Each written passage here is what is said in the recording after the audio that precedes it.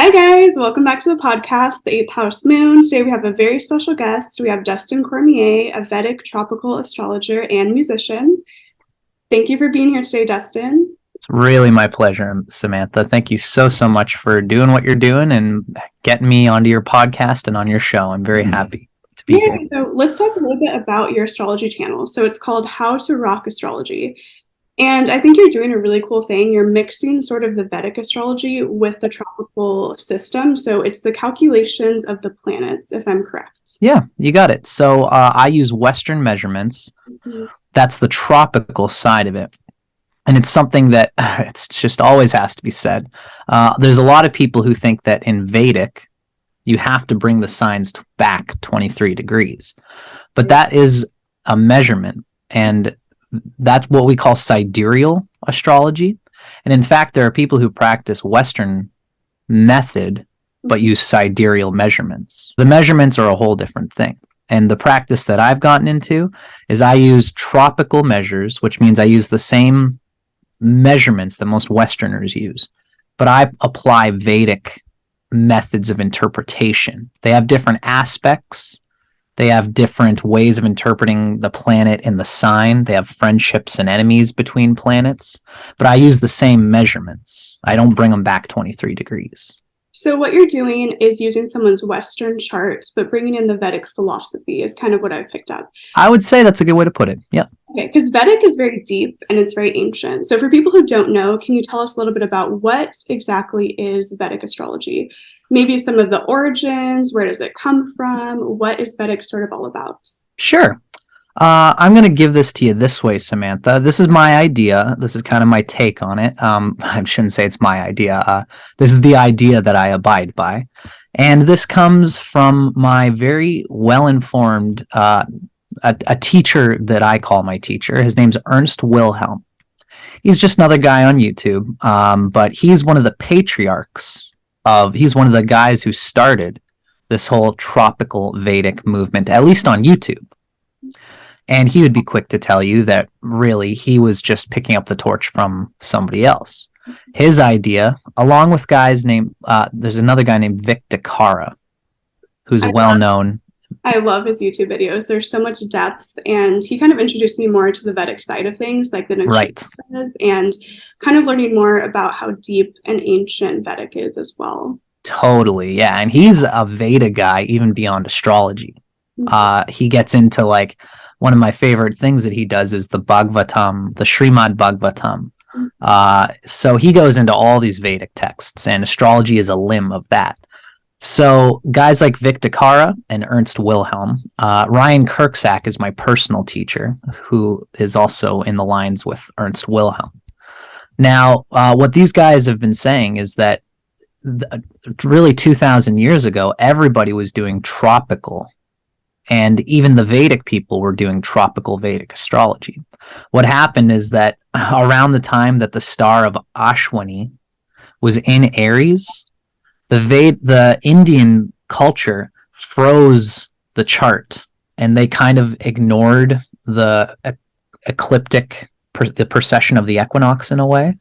So many people in India for 2,000 years, it's embedded in their culture to use sidereal astrology. But there was many people practicing at the time. Everybody was really practicing tropical, even the Vedic people. So tropical Vedic is a pretty old thing. Now, to answer your question about what Vedic is, what Ernst Wilhelm, my teacher, has told, he went on and made a discussion about this. And what he said is that about 2,000, 3,000 years ago, all astrology traditions were actually conglomerating. It was around the area of Mesopotamia, I think. I got to get better on my history and geography, but there was a time when Indian astrologers, Persian astrologers, which is really its own thing. You know, the Persian people have like an 18 sign system. I've never seen anything about Persian astrology, but I bet it's super interesting. Right. There's a lot there. And I believe that the Persians used similar aspects to what we now call the Western Greco-Babylonian tradition. I believe there's also Hellenistic And I believe that vibes with Greco-Babylonian, the Western side. But I have to do more research on that because I don't know too much about it, and I'd like to get into it. But essentially, all these cultures, the Indian, the Persian, the Greco-Babylonian, the Hellenistic, Zoroastrian, they were all converging around 2,000 years ago. And so what Ernst has told me is that, there's a lot of things that I use in the Vedic tradition. There's a lot more. Like Ernst has said, if I was to print off a report using a software of all the different things in Vedic astrology that would be useful in a reading, it would be thick. It's not just like pages and pages of the sun is in Taurus and Mars is in Cancer, and here's my interpretation of that. There's like something called Shadbala. Shadbala is what time it's an overall strength of the planet. It's like what time of year were you born? What time of day were you born? What day of the week were you born? Where is a planet in its relationship to exaltation and debilitation? These are all different strengths, and that's why Shadbala is called 6 strengths. So I've noticed in Vedic astrology, there's more of a move towards being like, this planet is not as good in this placement, where I feel like Western kind of wants people to think that like it's all good, more so open to the idea that like you can work with any planet. I've noticed that Vedic is a little bit more prone to be like, this isn't the best placement for this, and that's to accept that and know that it's more of a malefic planet, right? Well, that's malefic is a hard word, but that's a great point to say, Samantha. I would say that the Vedic people are very critical when it comes to astrology, and they are very quick when they see a difficulty with a planet in a certain sign or a certain aspect. They will talk about it. And in my form of astrology, what you really do when you see something like that is it's good to tell a person when they might have something that is flagging in their energy field and is making their lives worse. Because there's all sorts of suffering going on in human life. And it doesn't do anybody any favors to try to whitewash over the difficult aspects. However, once you become a trained astrologer and you've been doing it for a while, you learn how to tell things to people without them feeling powerless. Because ultimately, as I like to say, I'm a yogi first and an astrologer second. When you practice yoga, you realize that the self in one is the self in all. And this self, which is eternal beyond this life, that's how the Vedic people kind of think of it. This self can interact with the astral karmas, still be present with them, go through the suffering implied there, but ultimately transmute them in a way that gives you relief and redemption from the past karma that caused the negative aspect or the negative karma.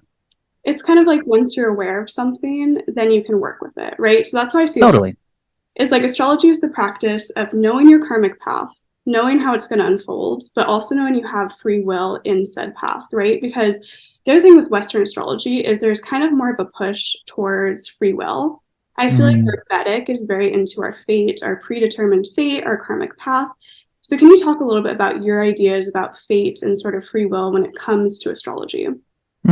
Sure. The first thing I do want to say, just to weave back, and then I'll answer more of your question. Essentially, at this time in history, about 2,000 years ago, when all these cultures were converging, the Western people were mixing with the Indian people, because the Indian people have something called Tajika aspects. It's the trines, it's the squares, the sextiles, and all that stuff. The Indian people have that. What is said is that the Western people have gone through lots of book burnings. The burning of Alexandria was a huge destruction of the Western corpus of esoteric and occult knowledge. That was in ancient Egypt, right? Right. Alexandria, right? Okay. Right. And so that was Egyptian times. But even after that, the Western literature of astronomy has been ransacked, especially because once Christianity came involved, Jesus Christ and the whole Christian thing basically said the Bible is the only book that we want on people's shelves. Everything else is satanic and demonic and evil. So the Western corpus of astronomical knowledge went through a total fucking, excuse me for swearing, but a total wipeout. And that's a really sad thing for the West, because now the Western world, so this is my point, is that Western has its roots there. So when it comes to, I wanted to make that point because it's an important point to make. Vedic isn't better by any regard, because all these traditions have the shared roots. It just happens to be the case that there's a lot of gaps in the Western knowledge, which the Vedic people were religious about protecting, for better or worse, because there's a lot of superstition in the world of Vedic astrology. So it's one of those things. There's almost too much data in the Vedic that we have to sift through now. But Neo-Vedic people are doing that. Now, in terms of fate and karma and free will, I would say that really all astrology gives this idea that we all have a projection. We all have the action that we've done, and we all have the action that we have in front of us to do.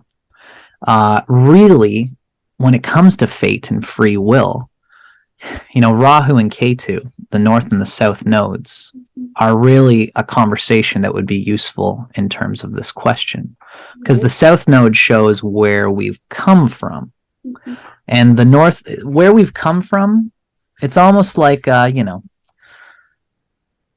are all in the world right now. Okay, and let's say I'm a person from Northern America. I'm Canadian.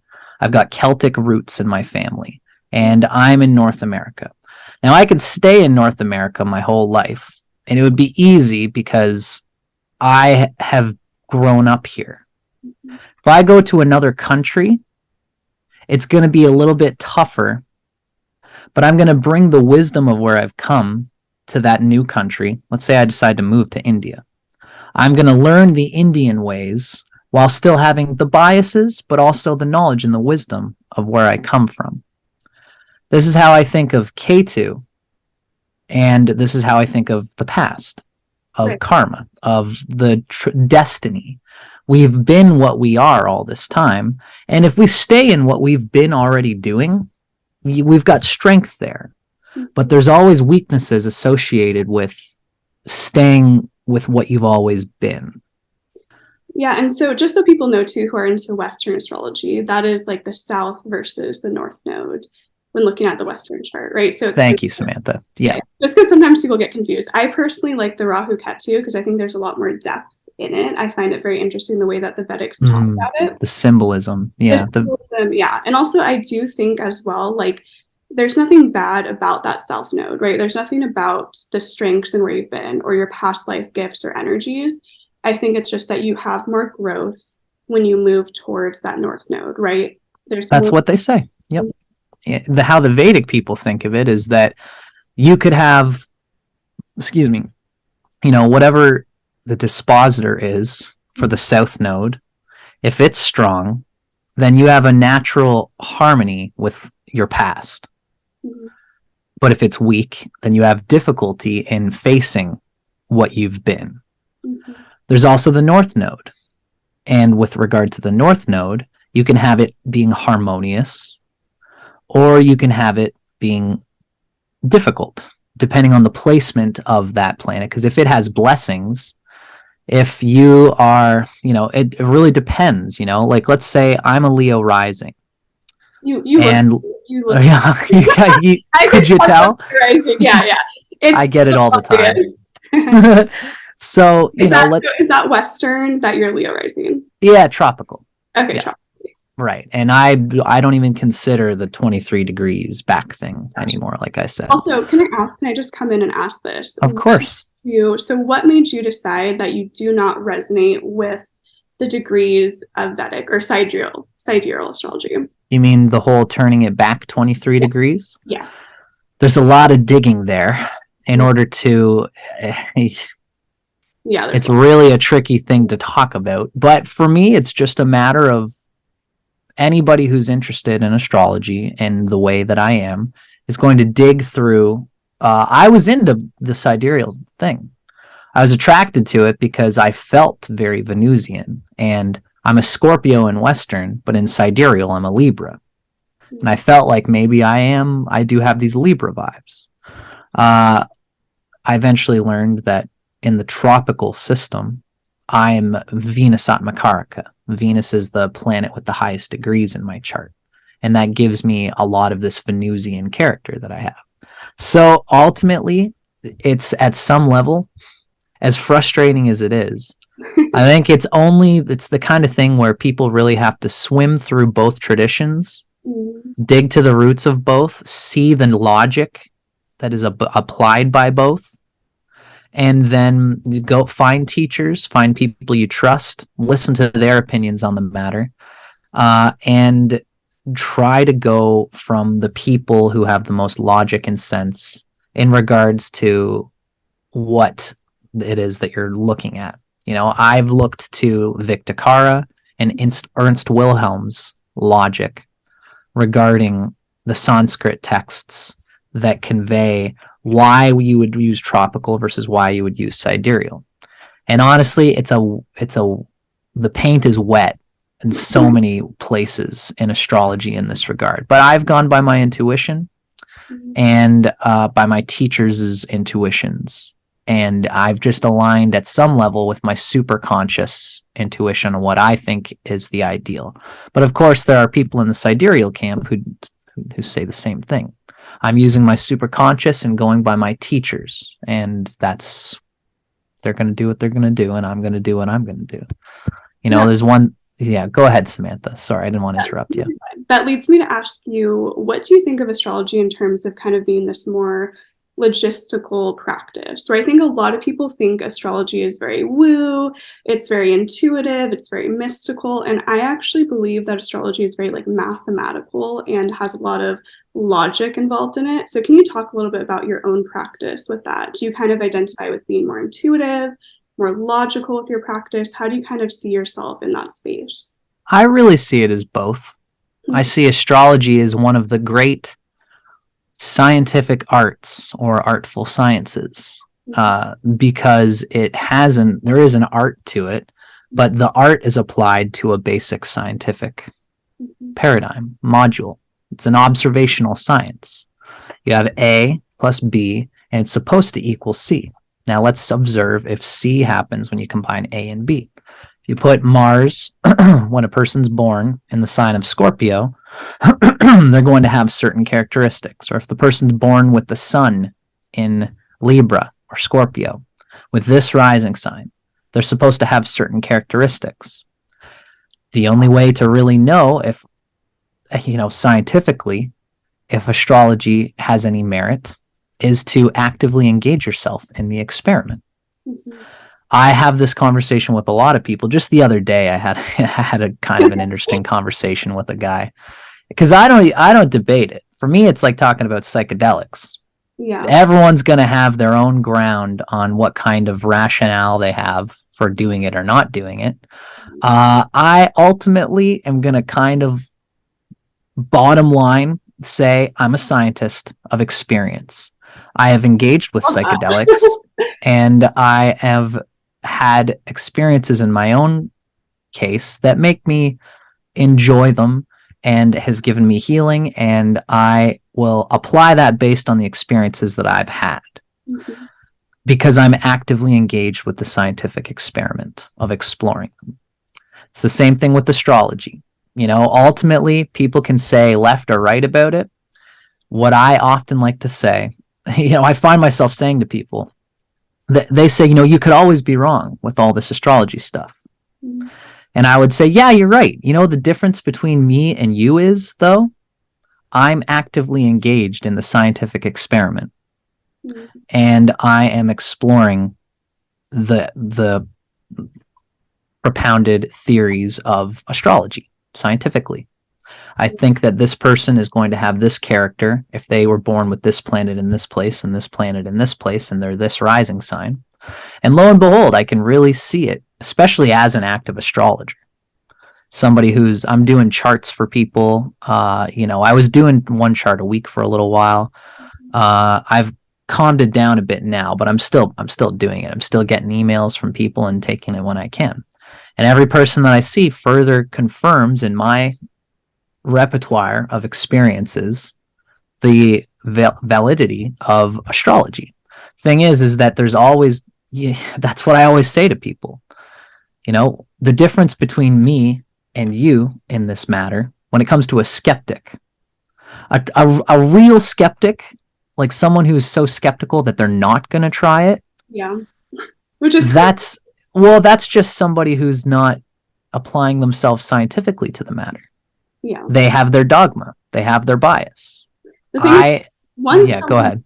Like once you get an astrology reading, you cannot deny the power and accuracy of it, right? Like you just can't. For sure. Although, it's funny. Amongst scientific people, I come off as mystical. And amongst mystics in the world of astrology, I come off as skeptical and scientific. I'm a reflector in human design. I often tell that to people, and I think that this is where this comes from.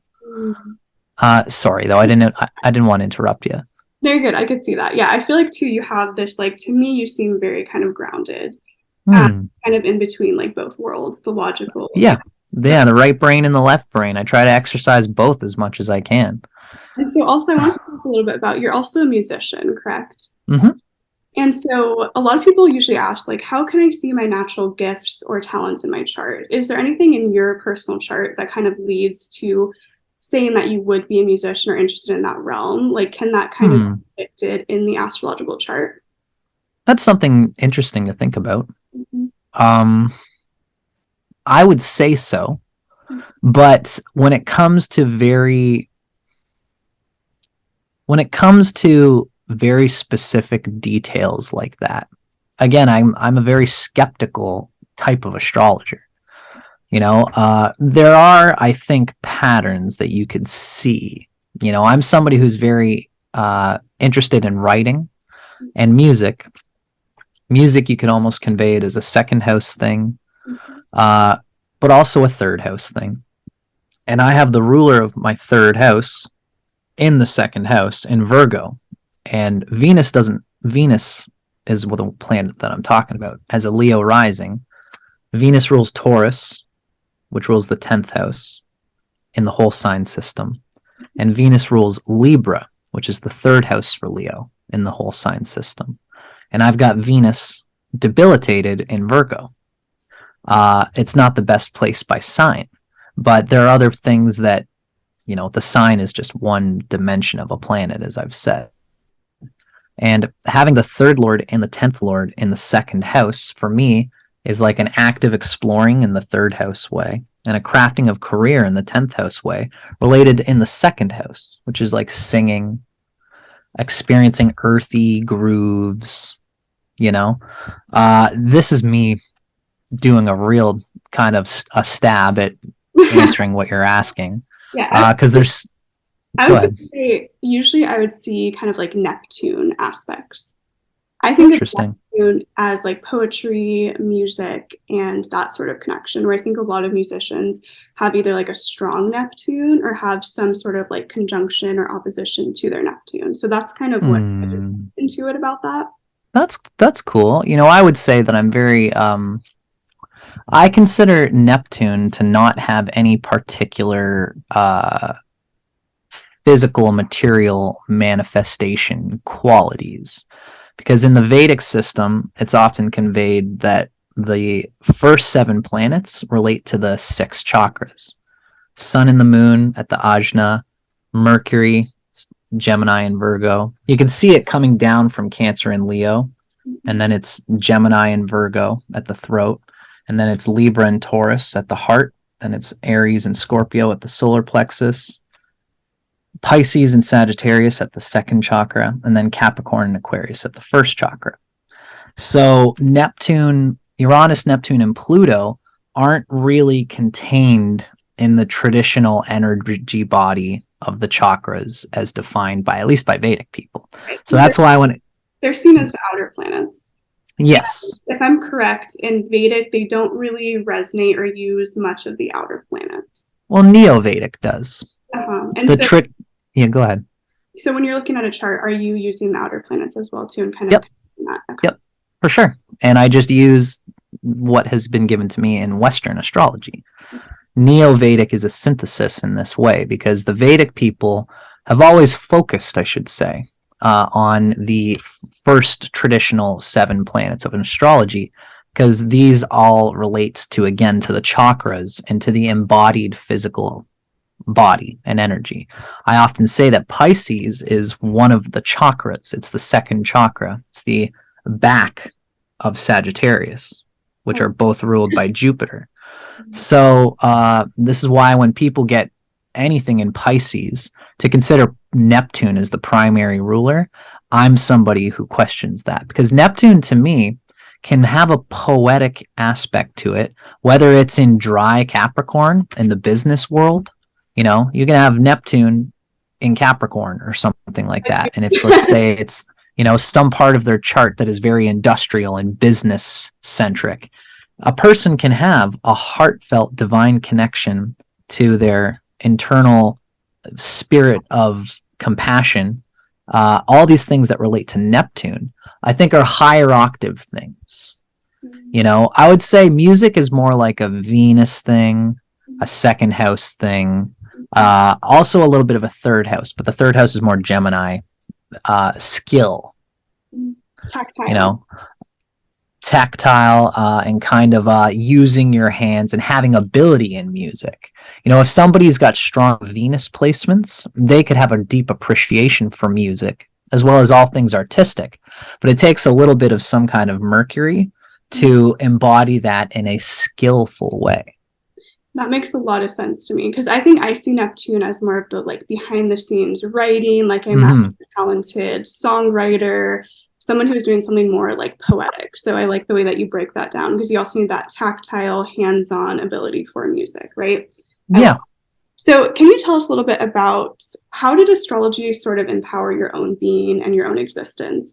Did you come to it at a time when you were in a darker place? I feel like usually people do. Talk a little bit about that experience as well. Sure.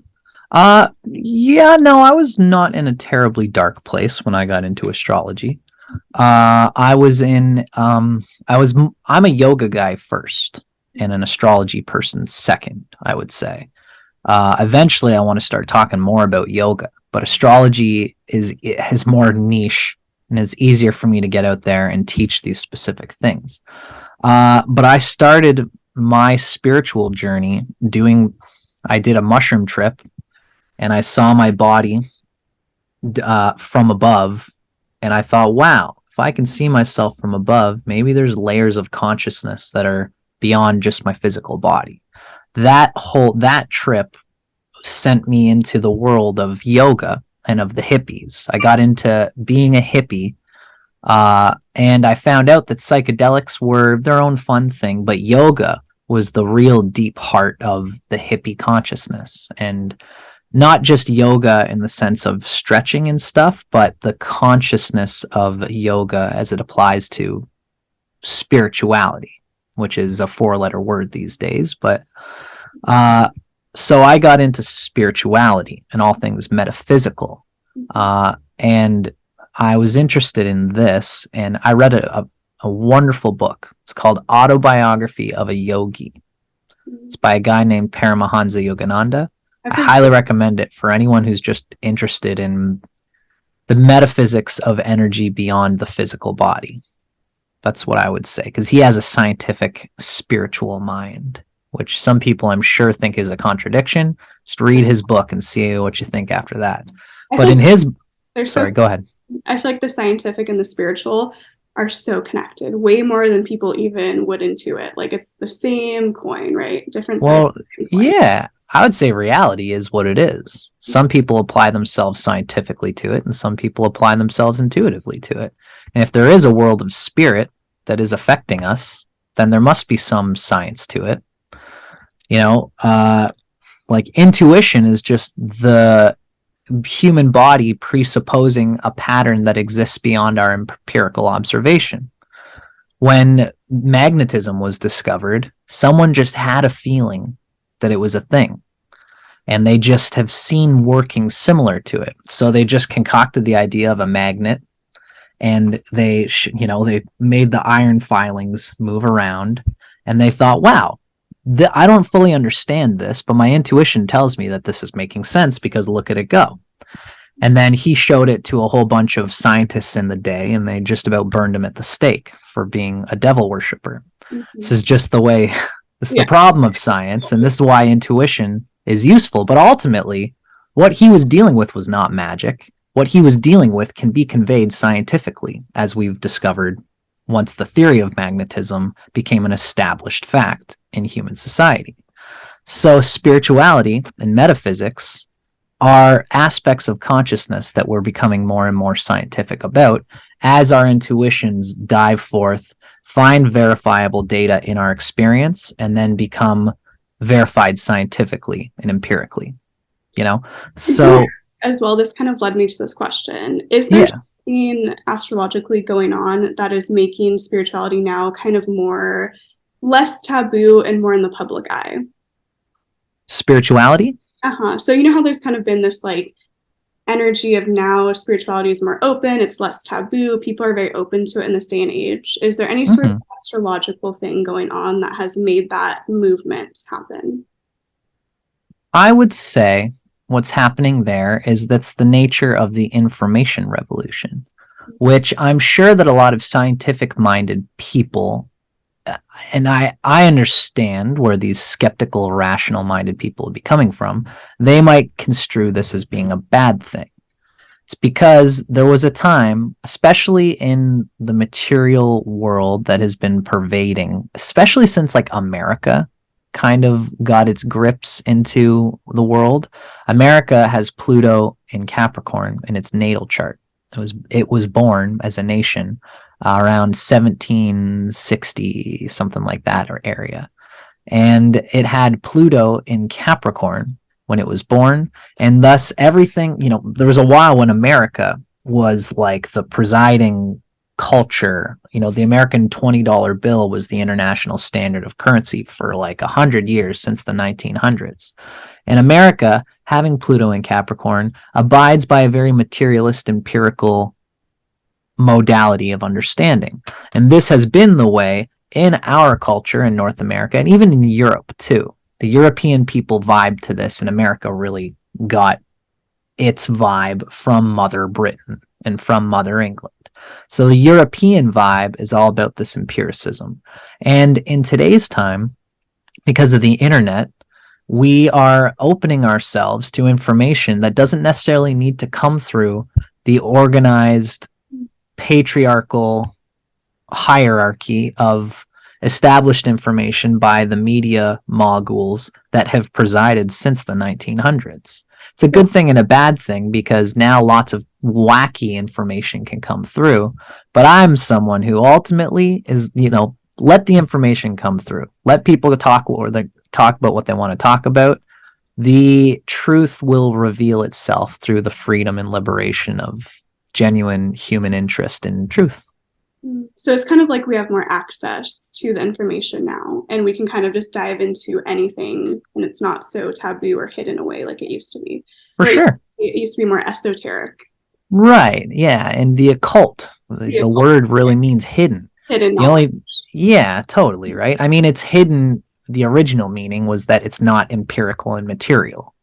But that's one of the beautiful things about the occult. Like when I move my hand, we can see the physical fingers moving, but we can't necessarily see the mystical mind or the impulse of the consciousness that's moving the physical. Right. That is the occult. Doesn't mean that it's hidden because they're hiding from the Vatican and the Christian the Christian people who were repressing it at the time that the occult was really unfolding itself. It's hidden because we can't see it empirically with our physical eyes, but that doesn't mean our intuitions don't pick up the ways of consciousness and the ways of the subtle energies that we all live through. And so this question just came to me, kind of interesting. But do you think that people who do astrology in this lifetime have studied it or practiced it in previous lifetimes? And it kind of comes to you as like an intuitive remembrance of something you've done before? I would say so. I Mm-hmm. would definitely say so. How I got into astrology is I read Autobiography of a Yogi. Mm-hmm. And in that book, Yogananda, who's the main character, says that he denounces astrology.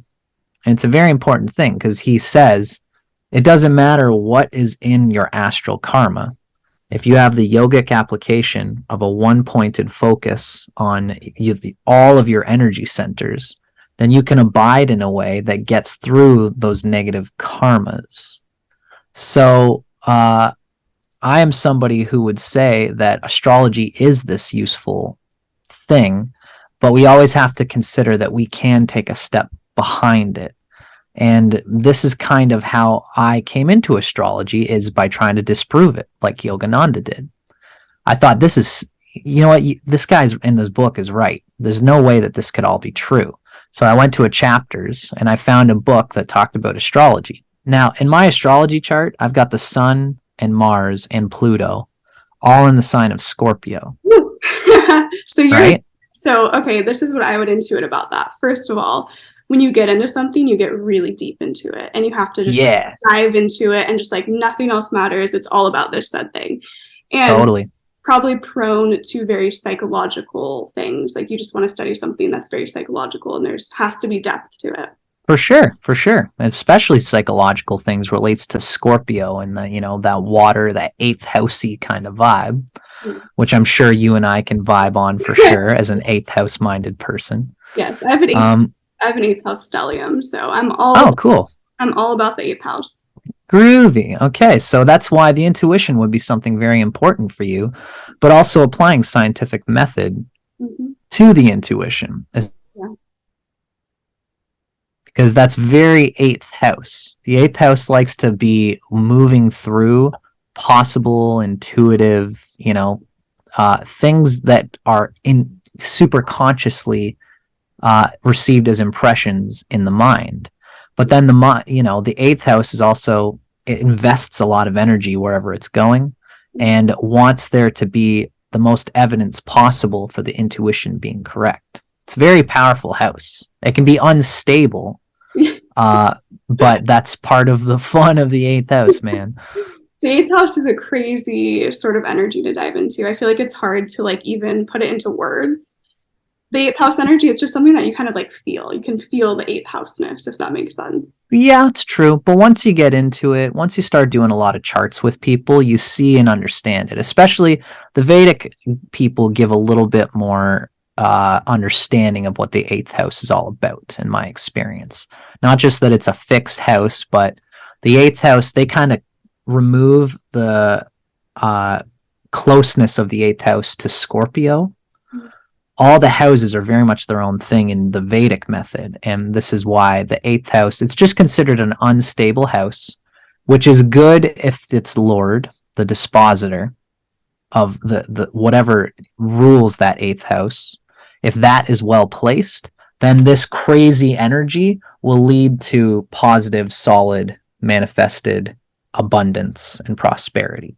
If it's not, then it's this sort of inner demon of instability that we have to rein in and always be aware of. Yeah, it's very up and down. It's like an ebbing and a flowing energy. It's never really set. It's always just moving and shifting, right? Definitely. For better or worse, but always for the better if you consider yourself as beyond the astral karma. Yeah. And so when you talk about the karma of astrology, it's essentially kind of just like what someone is born into this lifetime with karmically. Like, how would you kind of explain that to people who are new to astrology or don't really understand how karma unfolds in an astrological chart? Well, usually when I'm talking with people about their chart, I just look to attach the data that I'm looking at to their intuition. When I do charts for people, I try not to do any convincing, but I will often just do I'll say things that I think would resonate with their experience.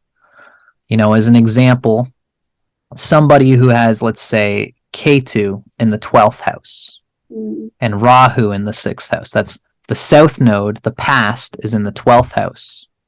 And Rahu, the north node, is in the 6th house. And if that's a very important point for them, which it isn't always for everybody, but if there's specifically something going on there that I'd like to speak to, I might make up a little story to kind of convey to them that, and I'll tell them, this is me trying to convey what I feel this energy is like.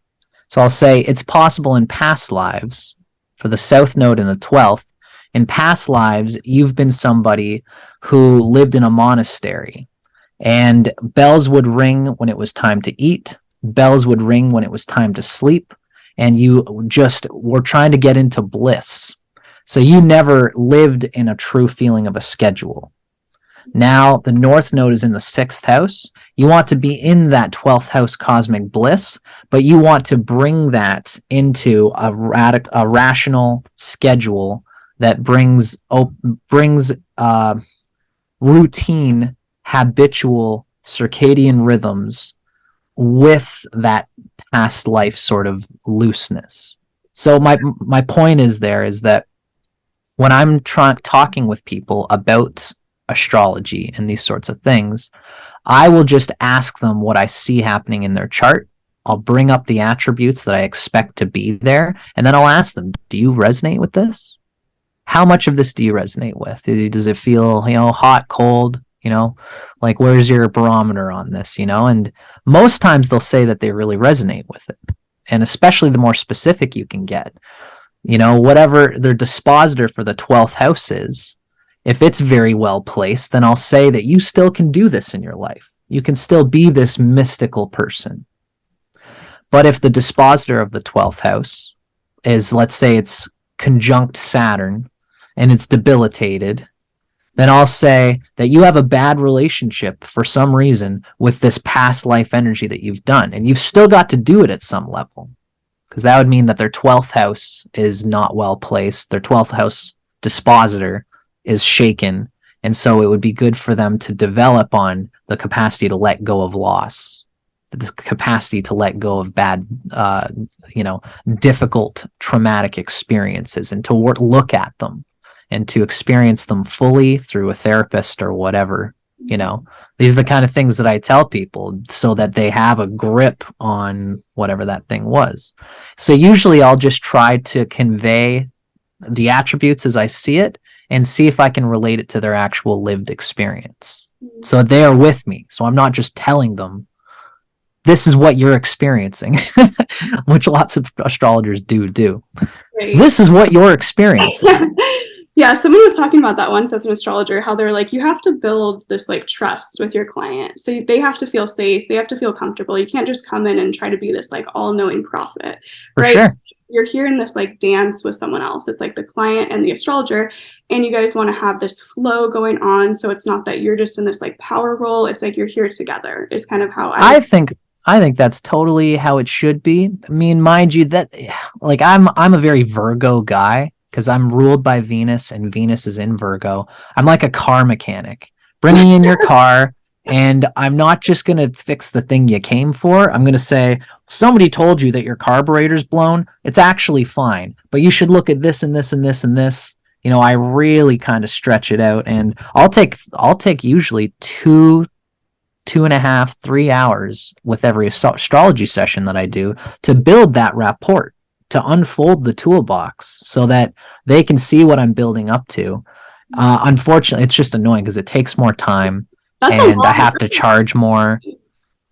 Yeah, that's how I roll. And that's not how everybody necessarily needs to roll. Because there's some people who do YouTube. They're respected by the people who come to them. And each time somebody comes for an hour reading, I know some guys that are like this, where they'll just say, okay, I've got your chart here. I see this and this and this and this happening. This planet's in transit with this, so this would mean that this is happening. You got to take my word for it. And right. Sometimes that's useful enough. It's always good for each person, each client of an astrologer to be skeptical at some level, at least in the sense that you shouldn't take everything that every astrologer says wholesale, even from me. It's good to get different eyes on the subject.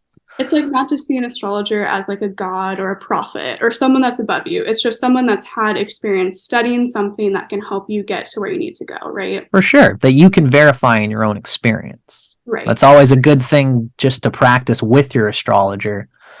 If they don't let you do that, I would say that it's a tricky thing because you've only got an hour with the person if they're only charging you $200 for 1 hour, which a lot of guys will do. So at that point, you do want to just let them give you all that they can. So yeah, I would say too, some people are drawn to different astrologers for different reasons. Like, do you feel like there's almost like, this is how I see it. I feel like above there's like this energy that brings clients to certain astrologers for different reasons. So like you're going to be sort of like karmically drawn to an astrologer. Like it's almost being worked out in like the universe or definitely, definitely. I would totally say so. If anybody appreciates a Leo rising approach to being told what's really going on in their chart, then they'll vibe with me because I'm Leo rising. And all of the things that I have going on in my chart are going to cater to people who are looking for all those things. And it's just like a relationship. You could be attracted to someone who vibes with the easy parts of yourself, and you can go and you can get a massage from an astrologer, and they'll say, yes, you've got the moon exalted in Taurus, which means that you're going to have such a good life and everything's going to be cool. And you can vibe with that. Maybe that's what you're looking for in an astrologer. Or you can go to somebody else and they'll say, yeah, you got the moon exalted in Taurus, but you've got Saturn in Cancer and it's with the sun, and Saturn is being brutalized in Cancer, and that's going to relate to the moon somehow, no matter how exalted it is. And you've got to look at that. And sometimes it's just good to go between both. You can kind of go to one or the other, and have a bit of both of those experiences. Ultimately, there's a great lady named Jessica Lanyadoo, who's from California, and she told me to try and convey to my clients that we're not here for a massage. You're not here to, for your ego to be increased. You're here for your ego to be clarified, not necessarily disciplined, not necessarily spanked, but clarified. And also, it's also a vibe by vibe thing. I do the clarification thing, but I'm a Leo rising. So I'm like, yeah, you got to work on that. This thing that we're talking about here, if you're suffering from this, suffering sucks. Let's try to get away from that experience, I can be pointed in that way. Yeah, I would say the Leo rising, there's almost like a performative aspect to, I would say, maybe in your astrology. Not like you're putting on a show, but you're adding an element of like, a little drama, a little excitement into your readings. You're not just going to be like, it's exactly like this, right?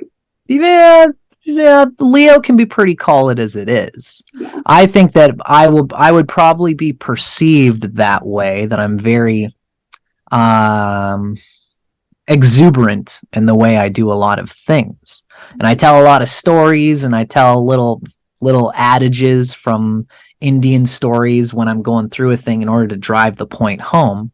A lot of this is very Leo, the dramatic flair storyteller. But ultimately, I try to shoot straight to the point. It's probably because I also have Saturn in Aquarius. Very, very straight whenever I can help it. Oh, very interesting. And so I would say too, kind of to close it off, what do you say for people about the power of mixing the Vedic with the tropical? So having that combination of energies, because a lot of people seem to really just dive and delve into one or the other. And what would you say is the power in using both and bringing them into sort of this balance? Well, I would say that it's a dangerous thing to combine both without having a strong foundation in both. That's, I'm kind of contradicting myself almost, but because I do practice both, and I wouldn't always, what a lot of people say is that ultimately it's better to go to a person who's had 4 years of schooling in one field than to go to someone who's had 1 year of schooling in 4 different fields. It's like that old metaphor. It's an old ancient Chinese metaphor. If you dig 1,000 holes 1 foot deep, you'll never get the water. But if you dig one hole 1,000 feet deep, that's where the water is. That's where you actually tap water for the well. So I myself, I was in the Western tradition, scoping around through it, doing my own deep sort of exploring through psychological Jungian authors for about 5 or 6 years. That was my roots in the Western tradition. Was that self-taught, or were you practicing? So that was self-taught. That was self-taught in the Western tradition. And then I went to a very intense tropical Vedic school for 4 years. From 2018 to 2022, I went for 4 years to a dedicated school, and that would be Asheville Vedic Astrology Apprenticeship Program. It's by Ryan Kirksack. It's 4 years, 3 semesters each year. I had to write essays. I had to make little video presentations, and it was a lot. He's a fucking tough teacher. But I'm glad because I can say that I at least dug one hole, maybe not 1,000 feet deep. There's still lots to go for me. But I think that I tapped water. And it has informed my understanding of the Western world. So that's what I would say in regards to that question. I think it's good for people to be open to the Vedic thing ultimately, because like I said, 2,000 years ago, 3,000 years ago, all these traditions were together, and everything that I teach in the Vedic was anciently melded to the Western as well, so that there were really no differences. Just like how there's Western aspects in the Vedic world, like trines, and all those Tajika aspects, as they're called. The Western world would be well suited to absorb what the Vedic world has to offer, and you don't have to bring the signs back 23 degrees in order to do that. And what is the reason that people think that that has to happen with the degrees? Just because it's in alignment with the currentary planets, or? Unfortunately, there's a lot of Vedic people who would step on my head for what I just said. Yeah. They say that the Vedic is married to the sidereal. If you're not bringing your 23 degrees back, then you're not Vedic. That's what a lot of people would say. Because it's steeped in that tradition, right? It's very yes. And it's culture bound for them. Yeah. Which, again, that's the fact that it was married to Indian culture protected it. It's like a religious cultural paradigm for them, which protected it throughout history, and that's why they have all the knowledge that they do. But it comes with the caveat that there is a lot of dogma and superstition with regards to how to apply Vedic astrology. That's why the Neo-Vedic people are more loose, as I would say. And I kind of consider myself in that court, although I always love talking with people who are hard Vedantic people. My favorite people are the people who are Vedantists, who are in Sanskrit, reading the ancient astronomical texts, but who practice tropical. That's like Victor and Ernst Wilhelm are my favorite examples of that. Yeah, I love Victor. He has so much knowledge. Every time I leave his video, I'm like, I just feel so enlightened. Yeah, and he's a babe. He's such a cool dude. He's like a rock musician.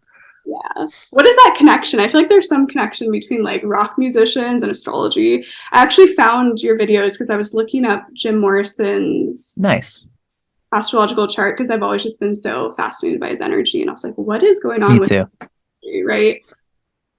Yeah, that's interesting. I mean, you never know. Jimmy Page was really into astrology. That's kind of one of the reasons that I got into it. At the same time that I thought I was skeptical about it, I knew Jimmy Page was into astrology. I was like, well, if this guy who I so deeply respect as a musician, at least, if he's into all this power stuff, and if it got him to where he is, or at least was a part of him getting there, I'd probably do well to see what it can do for me. And so one last thing for the audience. Yeah, I'm enjoying this, Samantha. Thank you so much for coming on. What would you say is the true power in astrology? What is the power of it for people who want to get into it but aren't sure? What would you kind of say to push them into at least just exploring astrology or being open to it? I would say that Astrology is best simply as a limb, as an adjunct, as a tool of self-realization. Oh, I love that. If you are interested in understanding yourself in the context of the moving elements of the world outside you, and even the moving elements of the world inside you, trying to get a grip on what is some aspect of self that lasts within all the moving parts, astrology is a useful tool with which to guide your own personal experience in that regard. And it's always good to be open to things moving more. Don't ever fix yourself too hard to any astral things, but certainly experiment with the archetypes, because we are moving through them, and some of them will be more relevant in one person's experience than they are in another's. The only way you're going to know is by doing it yourself, practicing astrology and experiencing it, again, ultimately as a tool for your own self-realization. I love that. That was great. And I also see it as a tool that can be used with other things as well. It's kind of like using astrology, also doing all the other modalities, yoga, healing, Reiki, whatever it is. It's just kind of like a part of that process. For sure. For sure. For me, it all comes down to the self. The reality of what you are beyond all the layers of the onion. I love that. Well, thank you so much for coming on, Dustin. And you guys need to check out his YouTube channel, which is called How to Rock Astrology. And where can people find you for bookings for astrology readings? Thank you, Samantha. You're really an open thinker, and I'm very glad to have been on your channel today to talk to you in general. You're very intelligent and very bright and very nice. Oh, and it was a really nice time hanging out with you. Yeah, I'm Dustin Cormier. If anybody wants to get a reading from me after watching this video, you can email me, and that's astrology@dustincormier.net. Or you can check out my YouTube channel, and it's probably on there somewhere. Get in touch. I'm going to be probably doing more readings after Christmas, and I'm always open to sharing consciousness with anybody. Awesome. Thank you again so much. And thank you guys for tuning in. And I'll be back with a new episode soon. Bye. Sweet. Cheers.